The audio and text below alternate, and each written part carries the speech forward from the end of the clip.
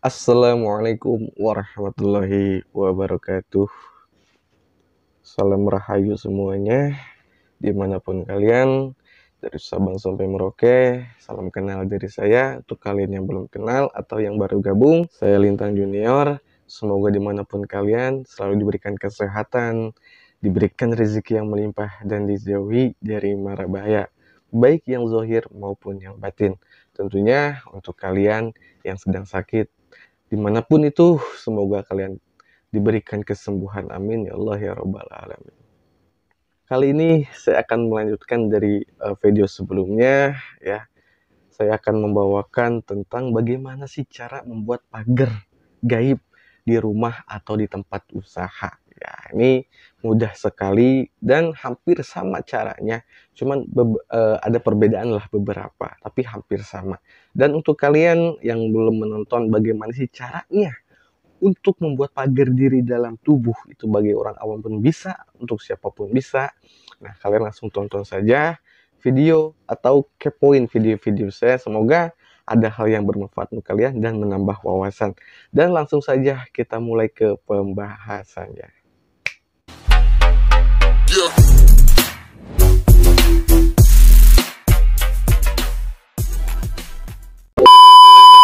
Nah, bagaimana cara membuat pagar gaib di rumah atau di tempat usaha? Nah, ini mudah sekali. Tapi di sini saya hanya menjelaskan atau memberitahu cara yang mudahnya, ya. Dan ini bisa dilakukan setiap hari, ya. Dimanapun kalian, kalau misalnya kalian punya lapak dagang atau tempat usaha atau di rumah, nah banyak gangguan ya, silakan dilakukan ya. Jadi yang saya jelaskan ini caranya yang simple ya, dengan media yang sederhana ya, tapi pagar ini juga ya bisa dibilang lumayan lah ya, lumayan kuat. Tapi kalau misalnya disantet atau dikirim teluh atau kirim sihir, ada yang orang yang guna-guna, nah ini hanya bisa minimalisir apa ya sebutnya, cedera atau kenanya itu beberapa persen gitu loh, karena beda tingkatan. Karena gini, kalau kita bicara santet, teluh itu punya tingkatan, dan pagar gaib pun punya tingkatan gitu loh. Nah, ini yang saya jelaskan ke kalian atau memberitahu ke kalian, ini bisa dengan media ini. Tapi kalau misalnya ada orang yang guna-guna, nah itu bisa minimalisir gitu loh, bisa mengurangi lah bahasanya kecederaan itu atau terkenanya. Nah, tapi ini pun sudah sangat mantep lah ya. Nah, cara yang pertama, kalian siapkan air 1 gelas atau 1 gayung. Kalau rumah kalian besar, itu 1 gayung nggak masalah. Kalau kalian rumah kalian sederhana, nah itu 1 gelas pun nggak masalah. Nah, nanti dicampur garam kasar. Nah, garam kasar ini beda dengan garam yang ada di dapur.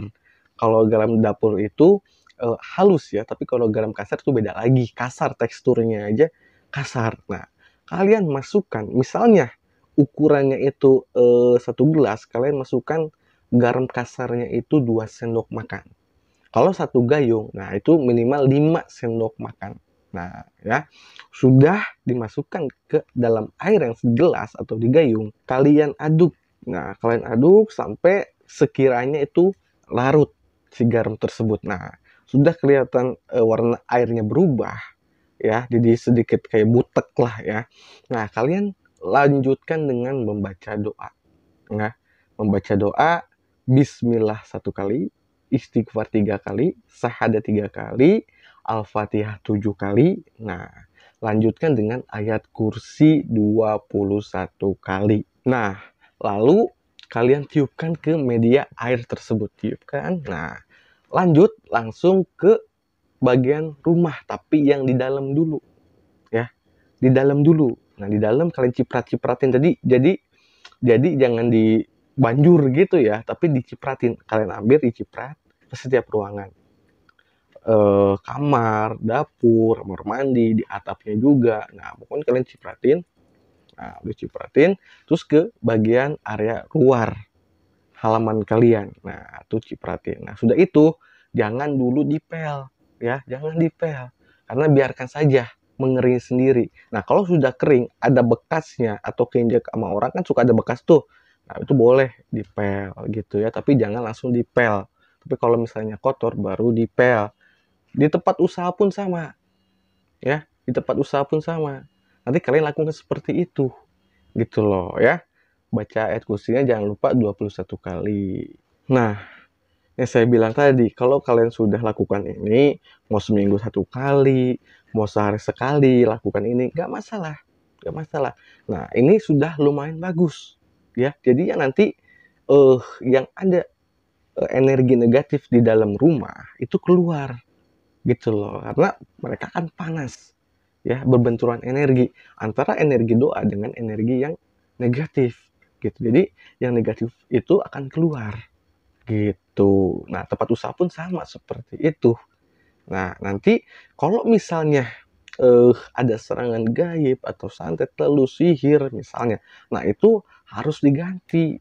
Nggak boleh yang seperti ini. Karena kenapa? Karena nggak kuat pagernya. Tapi kalau misalnya untuk yang ecek-ecek, ya untuk yang ecek-ecek misalnya ya, itu sudah bagus. Tapi kalau misalnya ke hal ranahnya santet kiriman, nah itu harus beda lagi gitu loh, medianya atau tata caranya gitu. Nah, ini kalau bicara santet, teluh, kiriman, guna-guna, nah itu kalian harus konsultasi ke orang yang tepat agar rumah kalian itu dipagerin.